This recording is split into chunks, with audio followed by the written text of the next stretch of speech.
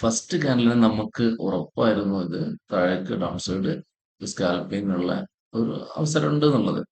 Wait ചെയ്തു.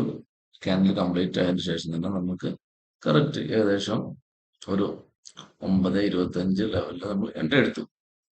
കറക്റ്റായിട്ട് നമുക്ക് എൻട്രി എടുത്ത് ഏകദേശം ഒരു 15 മിനിറ്റോടെ നല്ലൊരു ഒരു പ്രോഫിറ്റ് ബുക്ക് ചെയ്യാൻ സാധിച്ചു. പിന്നീട് വന്ന ഒരു ചാൻസ് ഒരു റിവേഴ്സലായിരുന്നു. ഏകദേശം 10:30 10:30 ചാൻസ് ഏകദേശം നമുക്ക് ഒരു 10:10 നമുക്ക് ഏകദേശം ഒരു ഐഡിയ വന്നിരുന്നു റിവേഴ്സ് ആവാൻ ചാൻസ് ഉണ്ട് എന്നുള്ളത്. നമ്മളത് മാർക്ക് ചെയ്ത് വെച്ചു. വീണ്ടും അതേ സ്പോട്ടിൽ വന്നപ്പോൾ റിജക്ഷൻ കാണിച്ചപ്പോൾ നമ്മൾ എൻട്രി എടുത്തു.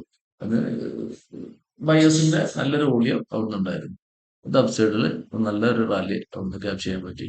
പിന്നെ നമുക്ക് കിട്ടിയത് 11:40 അവിടെ നല്ലൊരു മൂവ്മെന്റ് ആയിട്ട് പക്ഷെ കൺഫർമേഷൻ ആയില്ല. കൺഫേം നമുക്കായത് പക്ഷെ 12 മണിക്ക് സമയത്താണ്. 12 മണി സമയത്ത് നല്ലൊരു ഡൗൺ സൈഡ് നമുക്ക് മൂവ്മെന്റ് കിട്ടിയിട്ടുണ്ടായിരുന്നു.